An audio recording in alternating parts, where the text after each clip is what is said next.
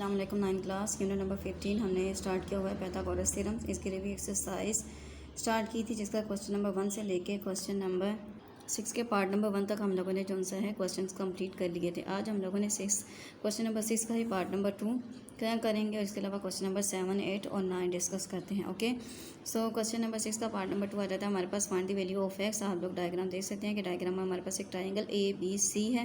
A D जो है वो बी सी को जो है एक पॉइंट पे कट कर रहा है, ठीक है, इसको डी का नाम दे दिया है। और इस तरीके से इनकी जो सी उन्होंने मेजरमेंट बता दी, इसकी 13, इसकी 15 और इसकी 5 सेंटीमीटर। तो हम लोगों ने एक्स की वैल्यू मालूम करनी है। तो फर्स्ट ऑफ ऑल क्या करेंगे कि हम ट्राइंगल ए डी सी में मेजरमेंट ए डी जो सी है यहाँ पे परपेंडिकुलर अमूद की वैल्यू वो मालूम कर लेंगे। फिर हम लोग मसला फिथागोरस या पाइथागोरस थ्योरम के अकॉर्डिंग जो सा इजीली एक्स की वैल्यू फाइंड कर लेंगे। ओके, तो करते हैं स्टार्ट पार्ट नंबर 2। जी ना क्लास पार्ट नंबर 2 में हमने रीज़न बता दी थी कि हमारे पास ए डी जो है वो बी सी के ऊपर क्या है परपेंडिकुलर है। तो ट्राइंगल ए डी सी में बाय यूजिंग पाइथागोरस थ्योरम तो हमने लिखा यहाँ पे कि ए सी का स्क्वायर इज इक्वल टू रहता है ए डी का स्क्वायर प्लस बी सी का प्लस डी सी का स्क्वायर। तो इसके अंदर क्या की है, वैल्यू पुटिंग की है, क्योंकि ये वितर की वैल्यू थी, ये हमारे पास अमूद की वैल्यू, कादे की वैल्यू। तो इनकी वैल्यू को पुटिंग किया है। पुटिंग करने के हमने जो है 25 को सेकंड स्टेप पे ले गए। सिंप्लीफाई करने पर ए डी की जो वैल्यू है वो हमारे पास 12 ऑब्टेन हुई है, ठीक है। तो ए डी की वैल्यू फाइंड आउट कर लिया है। जी नाइन क्लास आप सेकेंड राइट ट्राइंगल में हम डिस्कस करते हैं कामत ज़ाइमा मसलस ए बी डी में। तो में वितर की जो लंबाई है वो ए बी का square plus is equal to A D का स्क्वायर प्लस बी डी का स्क्वायर ले लिया। इसी के अंदर हम लोगों ने ए बी की वैल्यू पुट की है, ए डी की वैल्यू जो भी फाइंड आउट किया उसको प्लेस कर दिया। बी डी की वैल्यू हम लोगों ने एक्स की वैल्यू मूद की कादे की वैल्यू मालूम करनी है। तो यहाँ पे 15 का स्केल ले लिया 225, 14, 12 का स्केल ले लिया 144 आ गया प्लस एक्स स्क्वायर। क्योंकि हम लोगों ने एक्स की वैल्यू मालूम करनी है तो 144 सेकंड साइड पे जाके क्या हो गया माइनस। तो इस तरीके से इसका आ गया आंसर 81। अब चूँकि एक्स की वैल्यू फाइंड करनी थी तो यहाँ पे स्केयर को कैंसिल करने के लिए by taking square root on both side. जब स्क्वायर रूट लिया तो यहाँ पे स्क्वायर जो है वो स्क्वायर रूट के साथ कैंसिल। सो 9 का स्क्वायर आ गया हमारे पास। इस तरीके से आया इसकी वैल्यू 9 सेंटीमीटर। तो ये था क्वेश्चन नंबर 6 के पार्ट नंबर 2 का करने का रिक्वायर्ड मेथड। जी नाइन क्लास नेक्स्ट हमारे पास क्वेश्चन नंबर 7 आ जाता है। क्वेश्चन नंबर 7 जस्ट मैं आप लोगों को इसमें डायग्राम के अकॉर्डिंग बताऊंगी कि कौन सी वैल्यू आप लोगों ने फाइंड करनी है। A plane is at a height of 300 metre and is 500 metre away from the airport.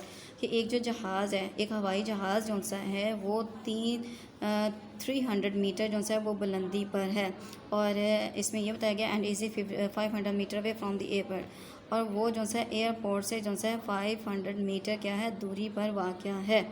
Okay, how much distance will it travel to land at the airport. तो उसको लैंडिंग करने के लिए उसको ये जो यहाँ पे एरोप्लेन है उसको लैंडिंग करने के लिए कितना डिस्टेंस जो है वो कवर करना पड़ेगा। तो इसका मतलब कि हम लोगों ने यहाँ पे एक्स की वैल्यू इसको सपोज करेंगे कि एक्स की वैल्यू मालूम करनी है। अब जब आप अकॉर्डिंग टू यहाँ पे इन्फॉर्मेशन डायग्राम बनाएंगे तो आपके पास यहाँ पे एक राइट ट्राइंगल टाइप बन गई है फॉर्म कि इसकी लंबाई कितनी थी वो आ जाती है 300। फिर उसकी जो सी है एयरपोर्ट से जो यहाँ पे फासला था जहाज़ का, ठीक है, वो लिख दिया 500। और इसका जो सी लैंडिंग का डिस्टेंस फाइंड करना है तो इस तरीके से ड्रॉ की। तो डायग्राम हमारे पास से हासिल हो गई है राइट ट्राइंगल का मतलब ज़ाइमसलस। तो इससे अंडरस्टूड होता है कि हमने किसकी वैल्यू मालूम करनी है, हम लोगों ने वितर की हाइपोटेन्यूज की वैल्यू फाइंड आउट करनी है। तो आप लिखेंगे by using Pythagoras theorem. So A B का whole square is equal to आ जाता है हमारे पास बी सी का स्क्वायर प्लस ए सी का स्क्वायर। इसके अंदर वैल्यू पुटिंग करेंगे, ऐड करेंगे और स्क्वायर रूट लेंगे तो इजीली इसकी वैल्यू आप लोगों को मालूम हो जाएगी, जो कि हवाई जहाज़ का डिस्टेंस या ये कह सकते हैं एयरपोर्ट का एरोप्लेन का जो सा है वो तय करदा हमारे पास क्या होगा डिस्टेंस होगा। जी नेक्स्ट आ जाता है हमारे पास क्वेश्चन नंबर 8। तो क्वेश्चन नंबर 8 की मैं जस्ट आप लोगों को डायग्राम के अकॉर्डिंग फिर बताऊंगी, ये भी आपने खुद करना है। हमारे पास आ जाता है a ladder 17 metre long rest against a vertical wall. कि हमारे पास है कि एक जो सीढ़ी है वो एक सीढ़ी जो सी वर्टिकल वॉल के साथ क्या है वो रेस्ट की पोजीशन में है। तो अगर हम लोग ये लेते हैं कि ये हमारे पास वॉल है उसके साथ जो सी है हमारे पास लैडर जो सी है, लाइक अगर इसी को देख लें कि ये हमारे पास वॉल है, इसके साथ लैडर जो सी है वो इस तरीके से रेस्ट फॉर्म में मौजूद है। उसकी लेंथ बता दिया 17 मीटर। और इसी तरीके से बता दिया कि लैडर का जो सा है the foot of the ladder is 80 metre away from the base of the wall. तो ये बेस ऑफ द वॉल है तो इसकी जो सी वो कितनी दूरी पर वाक़ है वो रहता है 8 मीटर। तो हम लोगों ने हाइट जो सी है ना, हाइट वो वाली क्या करनी है मालूम करनी है। जी नाइन क्लास अगर अकॉर्डिंग टू इन्फॉर्मेशन हम डायग्राम ड्रॉ करें तो हमारे पास इस तरीके से डायग्राम जो सी है वो ऑब्टेन होती है, जिसे हम लोग का नाम दे देंगे ए बी सी का। इसके अपोजिट साइड सी, इसको नेम दे दिया बी और इसको ए का नाम, क्योंकि हम लोगों ने यहाँ पे हाइट जो सी है वो मालूम करनी है। तो यहाँ पे लिखेंगे मसला फिसागोरस की जो से बाय यूजिंग पाइथागोरस थ्योरम। सो यहाँ पे विदर की जो लंबाई है हाइपोटेन्यूज की रहती है AB, से लिखेंगे AB का whole square is equal to AC का स्क्वायर प्लस BC का स्क्वायर। तो इसके अंदर क्या करेंगे आप लोग वैल्यू जो सी है वो पुट नहीं करेंगे, क्योंकि हमने BC की वैल्यू जो सी फाइंड आउट करनी है। तो AC की जो भी वैल्यू होगी इसका स्क्वायर लेंगे, बस सेकंड साइड पे जाके माइनस हो जाएगी। फिर यहाँ पे जो BC की वैल्यू है आप लोग यहाँ पे A की जगह पे एज भी पुट कर सकते हैं, ठीक है। कि एज मालूम करने के लिए चूँकि ए स्क्वायर आ जाएगा, तो स्क्वायर कैंसिल करने के लिए taking square root on both side, तो इजीली एज की वैल्यू फाइंड आउट हो जाएगी। ओके जी, 9 क्लास इसका क्वेश्चन नंबर 9 आ जाता है। Student travel to his school by the route आ जाता है हमारे पास शोन इन द फिगर के। एक जो सा स्टूडेंट है वो क्या करता है कि अब स्कूल से घर की तरफ जो सा अपने घर से स्कूल की तरफ जो है वो ट्रैवल करता है, ठीक है। ट्रैवल के अकॉर्डिंग उन्होंने बता दिया कि उसने हाउस से फिर बस में गया, बस से फिर किस तरीके से वो स्कूल में पहुंचा। उन्होंने बताया find measurement of AD the direct distance from his house to school. तो आप लोगों ने फिजिक्स में पढ़ा है कि टू बिटवीन के जो 2 पॉइंट्स होते हैं, इनके बिटवीन जो शॉर्टेस्ट डिस्टेंस होता है ना, शॉर्टेस्ट जो तय करता फासला होता है, वही इसका क्या होता है, डिस्प्लेसमेंट होता है। तो हम लोगों ने यहाँ पे जो सा AD की वैल्यू मालूम करनी है। जब AD को हम डॉटेड पॉइंट से ज्वाइन करेंगे तो यहाँ पे भी हमारे पास जिस पॉइंट पे वो BC को जो सा है टच करेगा या कट करेगा, इसको हम लोग P का नाम दे देंगे। तो इस तरीके से हमारे पास एक ट्राइंगल राइट ट्राइंगल APB हासिल हो जाएगी और आ जाएगी DCP। तो इसमें क्या करेंगे, चूँकि हमारे पास ये जो ट्राइंगल ABD है, इसमें चूँकि हमारे पास जस्ट AB की वैल्यू गिवन है ना, तो इधर बेस की वैल्यू गिवन है, ठीक है, कायदे की और ना ही भीतर की। तो क्या करेंगे कि हम सपोज करके x की वैल्यू कि इसको सपोज कर लेंगे x, और चूँकि ये पूरी मेजरमेंट 6 है तो 6 में से अगर x को माइनस करें तो ये हमारे पास आ जाती है। ओके जी, 9 क्लास को इस तरीके से डायग्राम आ जाती है। अगर हम इसको सपोज कर लेते हैं x, तो पूरी लेंथ में से अगर इतना पार्ट जो से माइनस कर दें तो इतना जो पार्ट्स रिक्वायर्ड रहता है वो रहता है 6 माइनस x।